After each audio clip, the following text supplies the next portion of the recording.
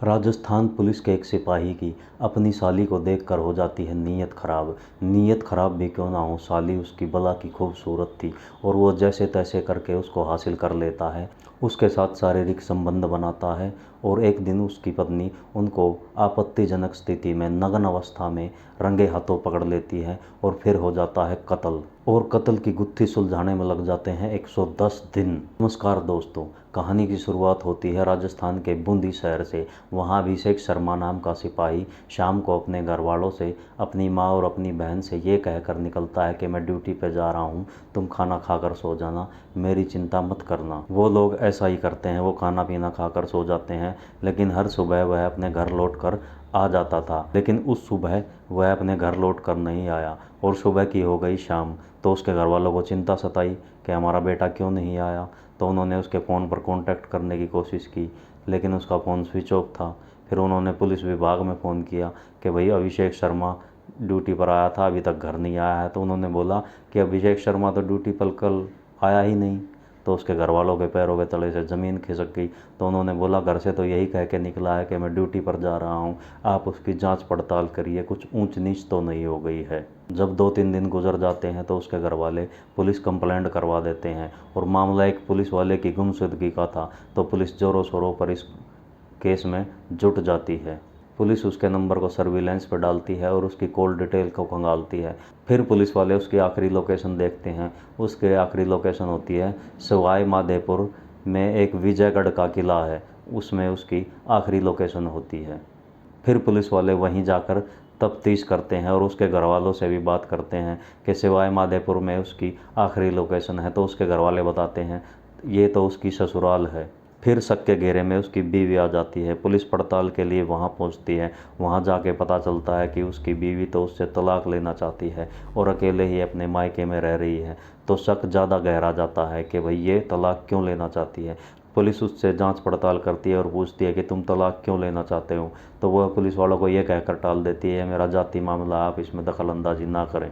लेकिन पुलिस उससे जब बार बार पूछती है तो उसका गुस्सा फूट पड़ता है और वो टूट जाती है। फिर अभिषेक शर्मा की वाइफ दिव्या पाठक ने जो बताया उसको सुनकर सबके पैरों के नीचे से ज़मीन खिसक गई। उसने बताया कि एक रोज़ मेरी फुफेरी बहन श्यामा मेरे घर पर रहने के लिए आई और वह 30 दिनों के लिए यानी कि 1 महीने के लिए मेरे घर पर रुकी।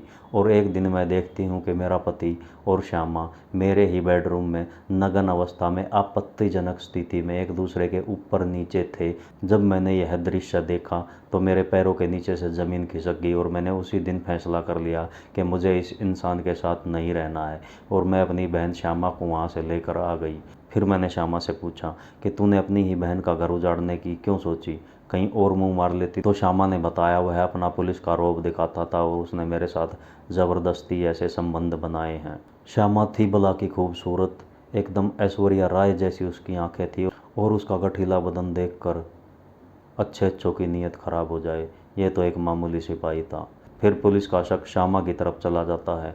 श्यामा पहले तो मना कर देती है कि मुझे इस बारे में कुछ नहीं पता, लेकिन जब पुलिस सख्ताई से पूछती है तो श्यामा टूट जाती है और सारी कहानी बताती है।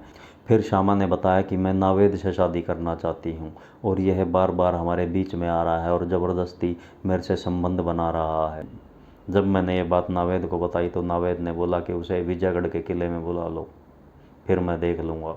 फिर एक शाम श्यामा ने अभिषेक को फ़ोन करके बोला कि विजयगढ़ के किले में मिलते हैं, साथ में लंच करेंगे और मौज उड़ाएंगे। अभिषेक उसके झांसे में आ जाता है और वह विजयगढ़ के किले में पहुंच जाता है। श्यामा पहले तो उसके साथ इधर उधर घूमती है, फिर पीछे से नावेद भी आ जाता है।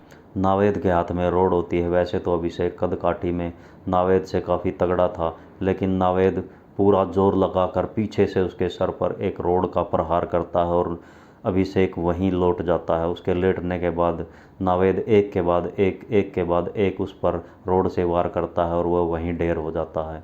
फिर श्यामा और नावेद दोनों मिलकर उसके कपड़े उतारते हैं, उसको बिल्कुल नंगा कर देते हैं और एक खड्डा खोद कर वहीं विजयगढ़ के किले में ही उसको दफना देते हैं और उसके कपड़ों को एक कुएं में फेंक देते हैं और उसकी बाइक को एक तालाब में फेंक देते हैं। फिर श्यामा की निशानदेही पर नावेद की गिरफ्तारी होती है। नावेद पहले तो आनाकानी करता है, फिर पुलिस वाले बताते हैं कि श्यामा ने सारी कहानी बता दी है, सच सच बोलो वरना थर्ड डिग्री का इस्तेमाल किया जाएगा। फिर नावेद सब कुछ बता देता है। नावेद बताता है कि यहाँ पर उसको गाड़ा गया है। पुलिस खोद कर उसकी लाश को निकाल लेती है और उसकी बाइक और उसके कपड़े भी पुलिस को मिल जाते हैं। फिर पुलिस उन दोनों पर मर्डर का चार्ज लगाकर जेल में डाल देती है। आज की कहानी रिश्तों को बिल्कुल शर्मसार कर देने वाली थी। एक बहन ने ही दूसरी बहन का घर उजाड़ दिया। इस कहानी को सुनाने का उद्देश्य यह है ताकि आप सतर्क रहें, सावधान रहें। जय हिंद, जय भारत। धन्यवाद दोस्तों, मिलते हैं अगली कहानी में। और यह कहानी पसंद आई हो तो वीडियो को कर देना लाइक और चैनल को कर देना सब्सक्राइब।